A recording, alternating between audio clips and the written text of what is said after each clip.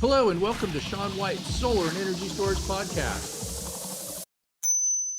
Today we have a very cool person that I work a lot with. Her name is Brittany, or I call her Brit Heller. So welcome to the podcast, Brit Heller. Thanks, Sean. Glad to be here. And Brit works for Heatspring. What's your job at Heatspring, Brit? Yeah, so my role is the director of program management, and that means I do a lot of random different things. So I work with our instructors and help make sure they have everything they need. I work a lot in our marketing and communications. So I have a lot of blog posts that I write. I make videos about getting certifications. I run our social media. And occasionally I'll work on content and curriculum myself, but I haven't done that too much lately. Yeah, and what you're doing is great. And I really love the videos that you've been making lately. Like you have some YouTube videos and stuff like that. So that is super cool. You seem like you're better than Mr. Beast at it, or at least you're staying in less trouble than he has been lately. I need Mr. Beast editing skills. I'm learning it as I go, but his stuff is pretty wild. I'm sure he has a team of 100. So that's all we have to do is get you a team of 100 people. He probably doesn't even know how to turn on the editing software, I would imagine. I don't know. He's just a content creator and he's got other people that do that. And I have editors too, as you know. And so some more things about Brit is she is really smart. She has her PVIP, that's PV Installation Professional certification from NABCEP. And that was always the most difficult one that you could possibly get until they just came up with this ESIP, the ESIP certification. So are you going to take that one?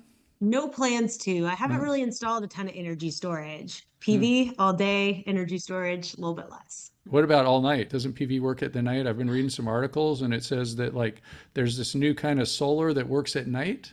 You ever seen those articles?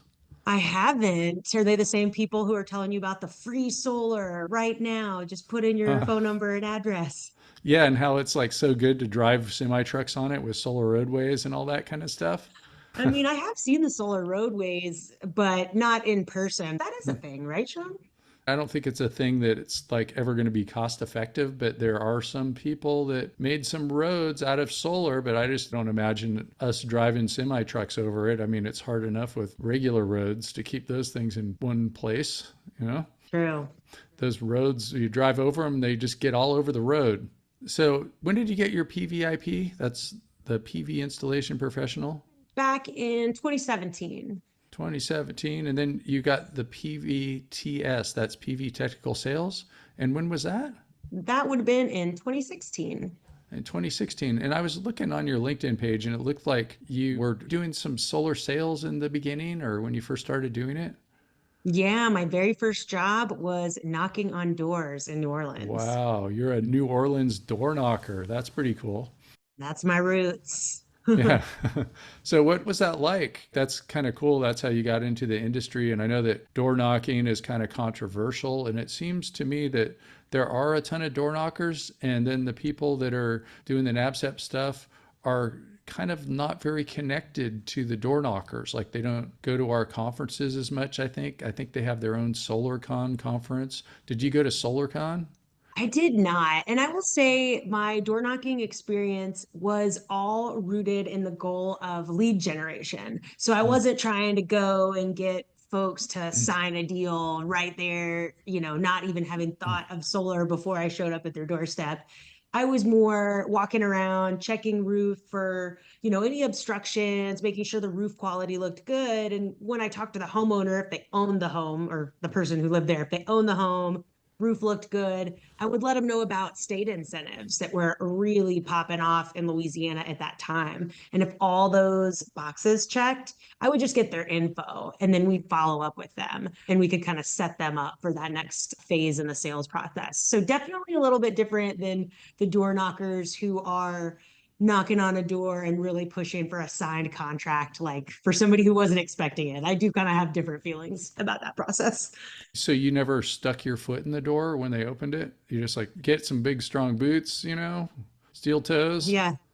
Was not wearing my steel toes for all that walk-in, but oh yeah, I definitely had all sorts of interesting encounters. I think anytime you're knocking on somebody's door who's not expecting you, they're not expecting you. So, anything could be happening. Yeah, and it's like over there in New Orleans, the party city. There, you probably ran into some drunk people, I guess, opening the door. Hmm. What did you do when they were just like, "Come on in and have some rum"? Did you take them up on it? I don't know that that specifically happened, but I did have a lot of people like super friendly, super nice, and kind of genuinely excited to hear about the incentives that were going on then. Because at that time, like it was like a really good deal to go solar in Louisiana. It was basically a $10,000 state tax credit along with the 30% federal tax credit. So folks were getting systems that would typically run 20 grand for like 4 grand. Wow, that's pretty cool.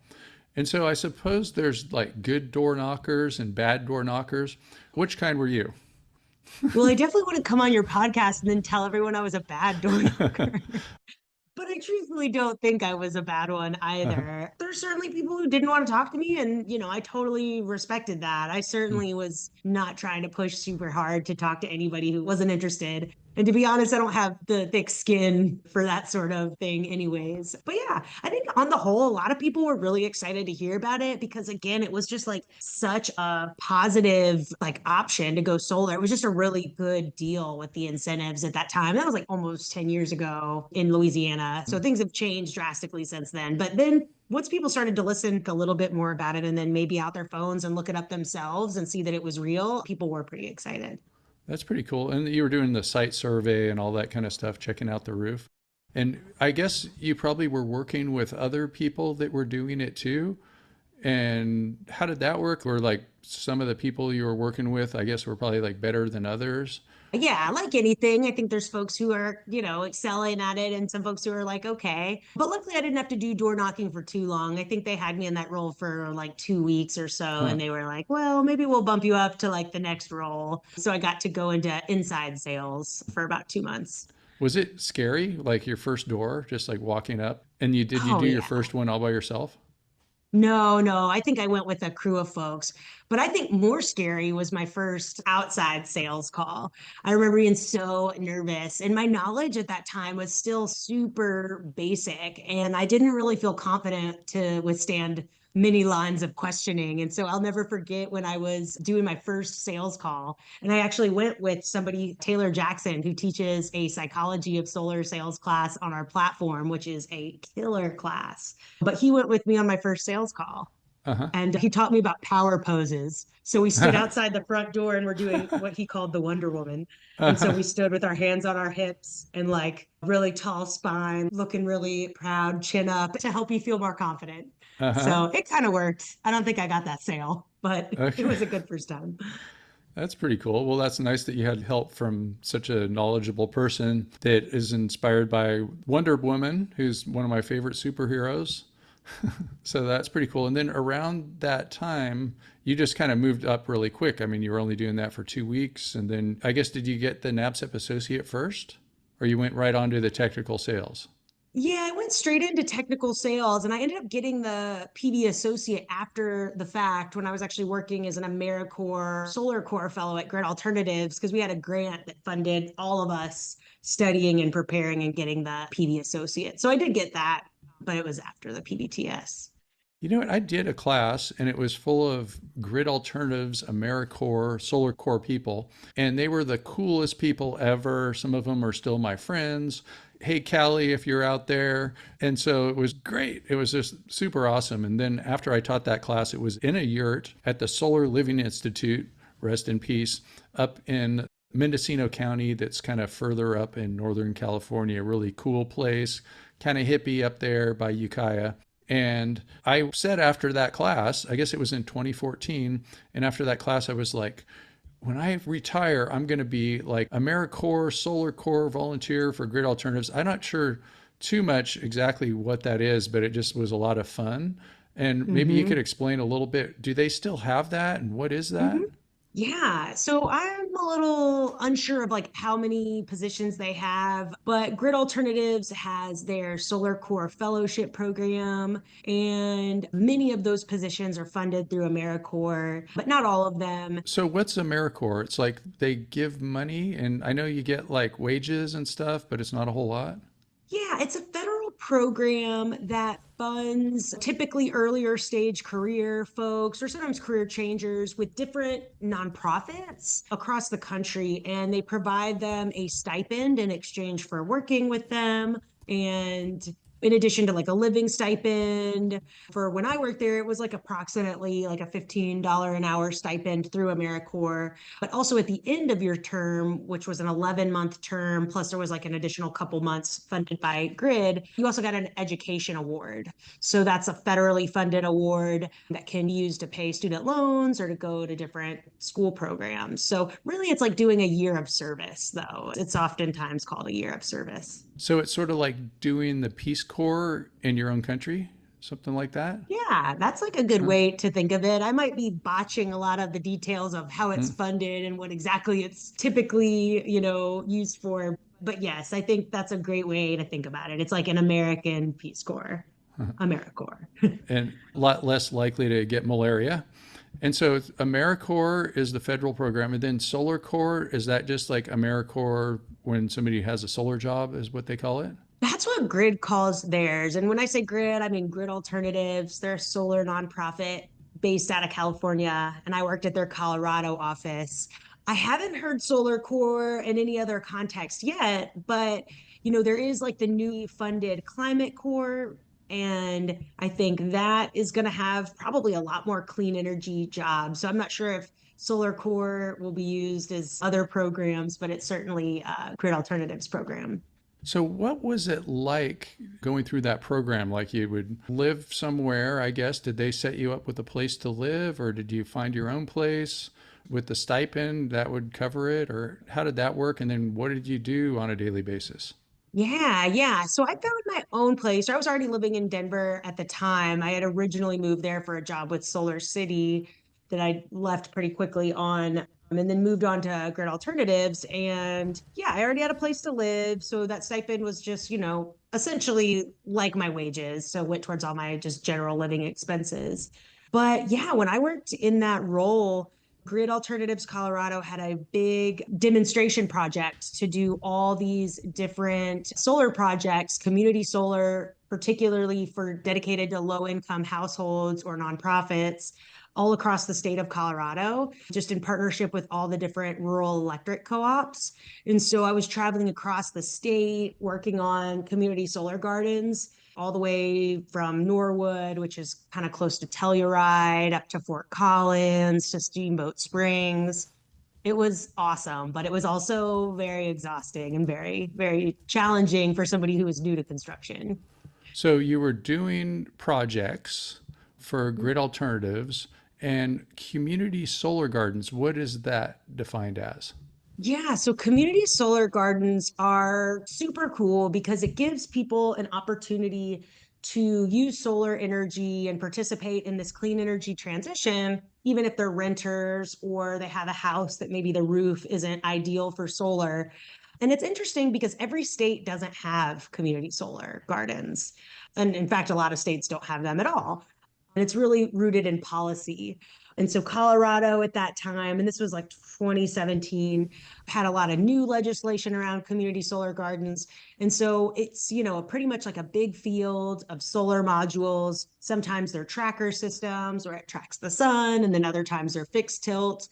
And essentially, every person who subscribes to this solar array gets a portion of the energy. And so, oftentimes, it would be like a bill reduction for folks. And for the projects we were doing, there was no cost for folks to subscribe. And basically, they just saw a reduction in their bill, which came from the solar energy produced from our solar arrays. So, it really helped reduce the energy burden for a lot of people who were paying a proportionately larger amount of their income towards their energy.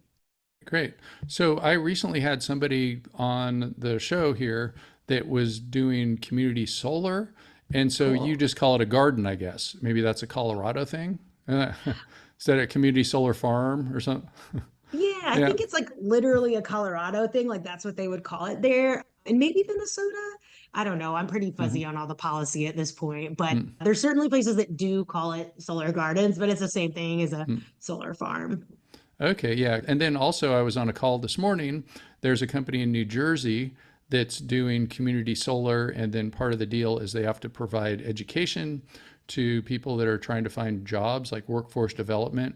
And so I've been doing some work for them too. And I'm going out to South Jersey, maybe like in a month and a half, something like that. That's awesome. So Yeah. you're training installers or just anybody within the solar industry? Yeah, it's pretty much anybody that wants to get trained or wants to get in the solar industry. So it's probably mostly not people that are already in the industry or have any experience. It's just people that want to get into solar, looking for a job. And I do have a link to that class. It is on my website, solarshawn.com. But that's for New Jersey residents, so it doesn't apply to most people. But no, that's totally cool. So Americorps, that's like the US government. They get some money, and then Grid Alternatives, they're a nonprofit, and they spend the money on these solar gardens, which is community solar projects, where if somebody doesn't have solar on their house and they can't put it on their house a lot of times because they're living in an apartment or they don't own it, or they want to move soon, or they live under a tree, then they can become part of a community solar project. And then the solar is not on their roof and they still get credit for it. And they can still go, yeah, I have solar, but it's not on my roof. Then they can explain about community solar. And it's really cool. They used to have something too, or they probably still do, called virtual net metering, where somebody could put a project up somewhere else and then get credit for it. So it could be sort of like that. And of course, it's renewable energy and it's less expensive. So why else would anybody do it? I mean, probably you and I would do something that has to do with solar, even if it was more expensive, just because it's cool. And then we like being cool. We do like being cool. Yeah, and saving the planet, all that kind of stuff. And then I noticed too, like on your LinkedIn, that back in your earlier days, you were doing tutoring zone. You worked in education back in the day, probably before you were even doing solar, knocking on doors or whatever. Yeah. Yeah, definitely. Yeah, in college, I helped do marketing for a local like college UGA tutoring company that helped folks pass all their hard business classes, basically. Well, that's pretty cool. I mean, that really fits into what you're doing because you're doing solar and you're doing education, Yeah. and that is your main job. We interrupt you for a very important announcement. Shawn White's Solar and Energy Storage Podcast has been brought to you by Shawn White's Solar and Energy Storage Podcast. That's right, Shawn White is sponsoring his own podcast, and he wants to remind you to go check out some of his classes.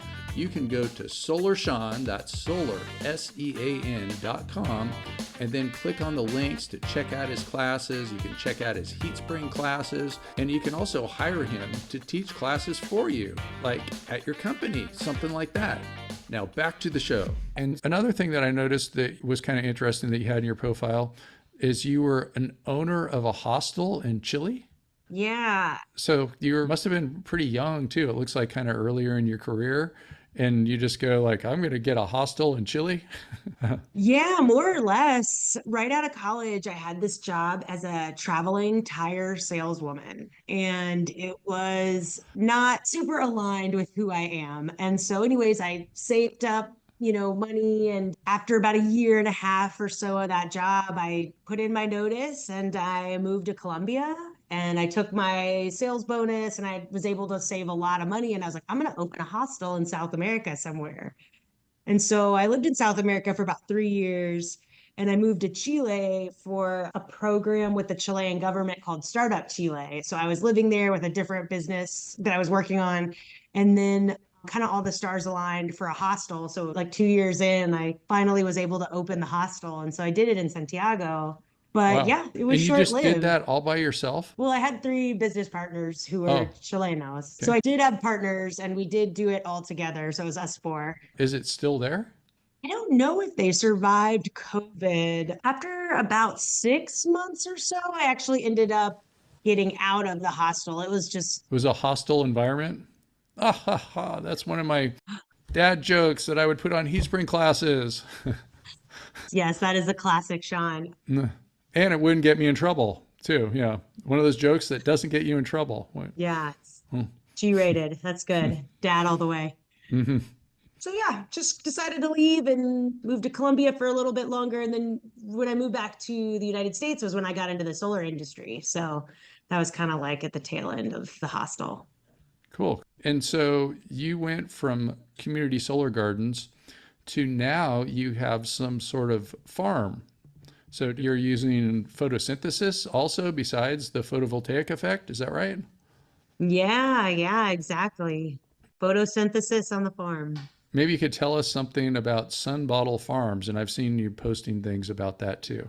Yeah, so we bought this property and we're about 30 minutes west of Atlanta. It's a 17 acres land out here. We're developing it into a regenerative farm. And so that just means the farm pretty much, every step of the process, we're trying to work in alignment with nature. So doing things like building the soil, really treating all of our animals ethically, really working on not just getting a yield from the land, but really working with the land so that the land is thriving and we're thriving and everything's better from our work here. So yeah, so just working on a lot of infrastructure projects. It's definitely slow because, I work at Heatspring and my husband is a director of O&M at an energy storage company. So that keeps him busy. But we work on our orchard. We've got a lot of vegetables growing here. We're shifting into medicinal herbs. So doing a lot of that. Have about 80 animals who live here. Wow, that's a lot. Yeah.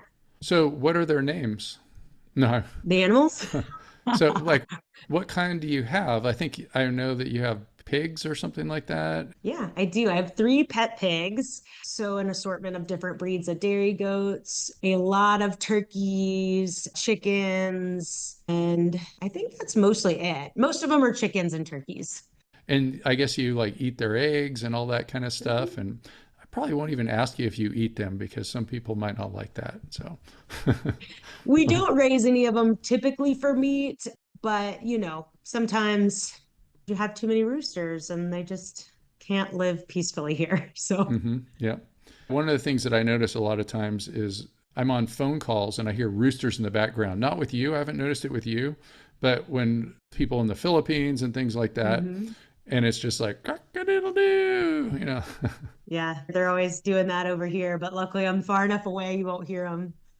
Great. Where I live right now, we have a place for chickens, but we just don't have any chickens in it. The house came with it. Oh, So nice. That's cool. Are you going to get chickens? we were actually looking where to get them just like a week ago, but they Hmm. said it's the wrong time of the year to buy them or Yeah, you kind of want to get them. Typically, people like hatch chicks in the spring, and then as it gets warmer, because they're really sensitive to hmm. the cold. So it can be kind of hard if you've got little bitty babies and it's starting to get cold. Yeah, I would just like one that will make me an egg tomorrow. Yeah, you got to just get some grown hens. You could probably find them in like your local next door or local like chicken Okay. group on Facebook. I'll look for that. So I'm wondering too, like since you're doing farming and you're doing solar and it all comes from solar energy. I mean, pretty much everything, all of our energy comes from solar energy one way or another, even fossil fuels. But we're getting more recent solar energy, not solar energy from millions of years ago. And what kind of things do you think might be in common? Like I was thinking about like when I grew some plants, like decades ago, and I didn't think of where the sun was in the sky. Like I didn't think Mm. like, oh, the sun rises here and sets there at this season and that season and all that kind of stuff. I guess that probably helps you, huh? Like, Oh yeah. I definitely know like when the sun rises where I live. I know where the sun sets where I live. I mean, the equinox was just the other day, so that makes it easy to know it's like around 7:30 mhm. here for both. But yeah, I totally really really am aligned when the sun's coming up, when it's setting, what's the moon cycle right now. All of those things really affect growing, but then also, yeah, with the sun and solar energy, it's just something you kind of think about a lot like which way south. I'm sure most solar Mhm. people do know at any given time which way that is. Yeah, and then how like at summer solstice versus winter solstice, the sun is 47 degrees higher. So something Wow. that you wouldn't think of being a problem as far as shading goes, if you want to have some kind of crop that needs sunlight in winter, you'd have to take that into consideration or, all your different seasons and all that kind of stuff. Yeah, and same thing with just solar arrays, all those things that weren't shading the array. in the summertime, or all of a sudden that chimney is doing damage on that array in terms of shading. So easy to think about it in both ways. Yeah, you can go out there, be all nerdy with your solar pathfinder or your soul metric seni and walking around your garden going like, okay, we're going to plant this right here, right now. Or, Mm-hmm. Yep. Could do it. and you have your own property, right? So how many acres is it? It's a little over 17. Wow, that's pretty cool. Yeah, it's a lot of fun, a lot of canvas to work with in terms of building stuff and growing stuff. Maybe you could also add a hostel to it. I think I'm good on the transient housing of young partiers. Uh-huh. So that kind of got tiring after a while. Yeah, I'd say like regenerative farming is like the opposite, like something like a hostel is like when people are coming and going. And to be honest, the interactions tend to be very surface level, like really, really not super deep engagement in the communities that are around for people who are passing through. And like regenerative farming is the exact opposite. It's like putting down really deep roots and making plans that are like multi-year, like you don't see the fruit from the seeds you plant and a lot of times for a really long time. And so it's like quite the opposite, I think, philosophically. I know also that you've sort of been involved in getting more women into solar. And I had Yeah. Riley on the podcast recently, and I'm sure you know her, Mm-hmm. solarforwomen.com. And what do you think you could tell people to get more women to do solar? So much to say about this, but the industry is definitely lagging behind in terms of gender representation and all sorts of representation, I'd say probably, but we're talking about gender right this second. But yeah, I mean, especially as it relates to women in the trades, there's just got to be really welcoming environments for women to not only, get started in roles, but want to stay in them. And having really solid training. When I first started in construction, I actually got a job at a really big Colorado solar company that was willing to hire me, but I didn't see a single woman when I was at the warehouse or on my working interview. And I was just so new to construction. Like I was really fumbling through that experience in the beginning that I didn't want to be like the only woman on the team while I'm also like having this really humbling learning experience. So I think just having really solid training programs and opportunities for women to get their footing, and not even only women, it's like people new to construction as well. That for me was really important. Like Grid Alternatives did a really great job at being this like training organization that was super focused on that and making an inclusive Mm-hmm. environment. So that was really important to me. And I imagine it'd be important to other women, especially if they're newer to construction or the trades. But I think that sort of training on the front end really does pay dividends like over the long haul. Because if you get women trained up and they feel really comfortable in their role, like I stayed at Grid for almost 5 years and I went into a different role after that construction fellowship. But, I feel like helping people get comfortable, like then they can just only grow from there. So that's one of the main things I think, at least when it comes to the trades. Yeah, I think Grid Alternatives does a great job at that. In fact, I was just trying to think, I think I know more women at Grid Alternatives than men. And maybe they have even a better ratio like that. One of the things that I have noticed at just the classes that I teach is there's been a lot of classes where just like only men or Mm-hmm. and there's I think it's getting better. I actually had something that happened in Washington D.C. when I was teaching a NEC class based on solar at the ACES conference this Mm-hmm. summer, and just randomly the whole class was all women, so that was kind of cool. So yeah. That doesn't happen often. So cool.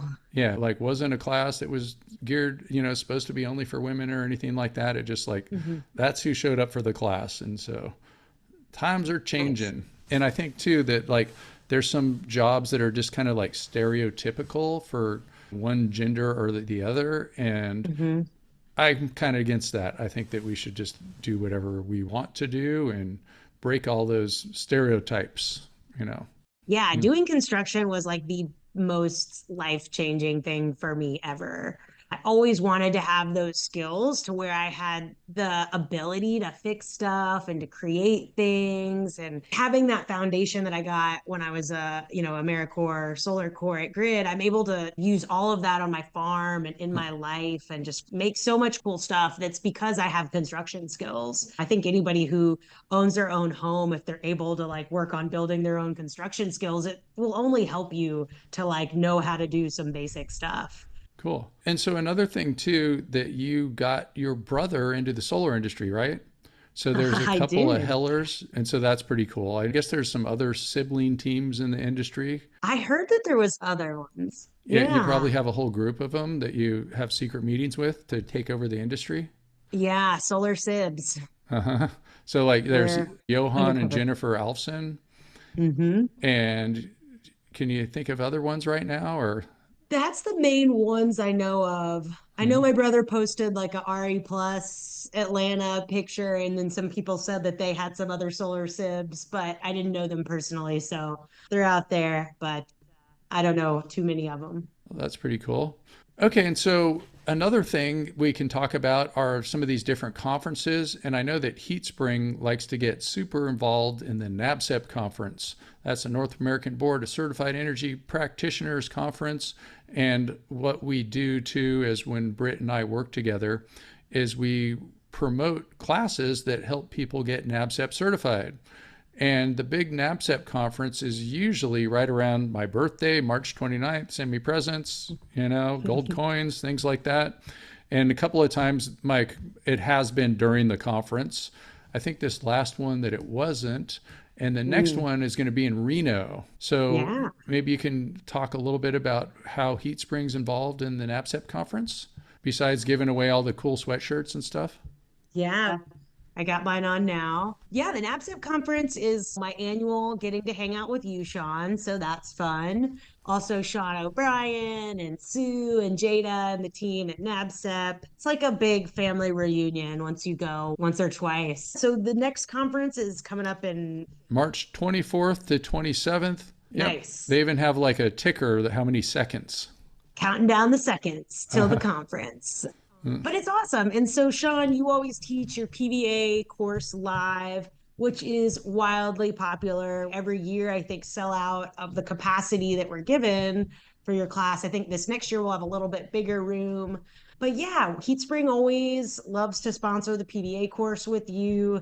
And, last year and this year, we also had another instructor teaching a session. So we had Wes Kennedy teaching a really awesome and hilarious energy storage class last year. I had never seen Wes teach live, and he was brilliant. And this year, we're looking at doing some an electrical safety course, but we're still working on those details. So TBD.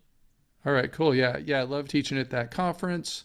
And I did one that was even before I ever did it with Heatspring. It was in Niagara Hmm, Falls. And nice. I remember it was like freezing cold, and the water that was coming off the falls was like a snow machine. Like just from the mist, it would turn into snowflakes or something. It was kind of crazy. But yeah, I've been doing this PVA class at the NABCEP conferences, and it's a lot of fun.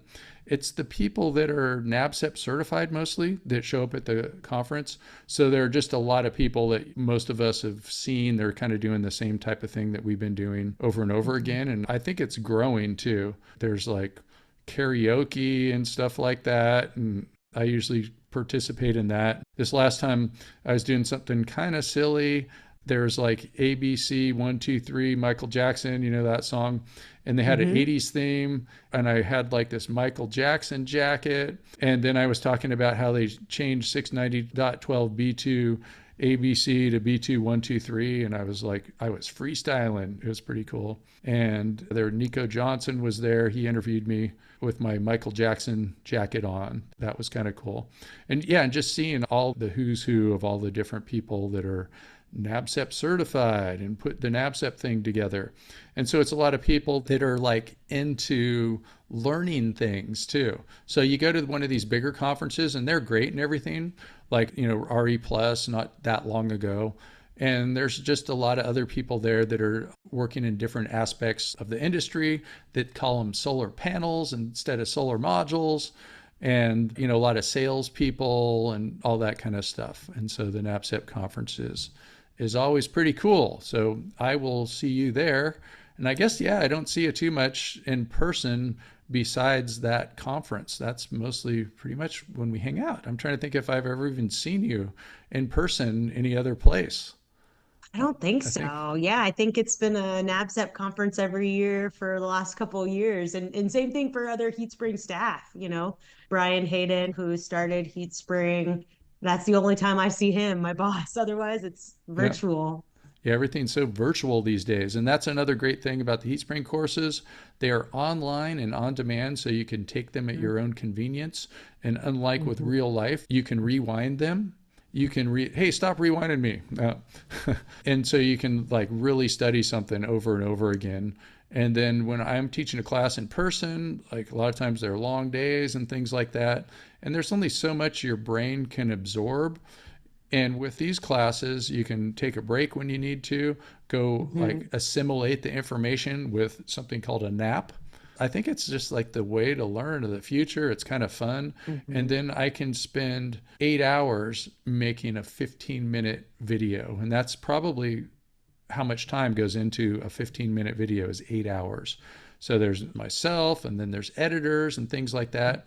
And I've started too putting other people into my classes. And so Bill Brooks has been in it for a long time. We got Johan Alfson in there in the PV Associate class. And I am working with Greg Smith now. And Greg Smith is another kind of famous guy that you'll see at the NABCEP conference. You'll see all of us there. And so I'm pretty excited about that. And I should get Brit Heller in my classes too. That would be cool. Yeah, one day. All right. One day I'm working on it. Well, thank you so much, Brit Heller, for being on the podcast. And how do people find you? I guess that we'll put it in the show notes and stuff, but you can look for Brit at LinkedIn. You can look for her at Heatspring. And any other ideas? LinkedIn and Heatspring. My email is brit@heatspring.com. So if you ever have questions about certification or you're interested in teaching, feel free to reach out. Good. I'm not afraid about giving out my email address either. SeanWhiteSolar@gmail.com. Some people are just so afraid of that. So yeah, email brit@heatspring.com, or you can get a hold of me. I actually even have my email address on my homepage of SolarSean.com. And thanks for listening to Sean White's Solar and Energy Storage Podcast. To learn more, to sign up for some of these Heatspring classes, go to Solar, SEAN, that's SolarSean.com, and you can get links to all kinds of different places. Thanks, Britt. Thanks, Sean.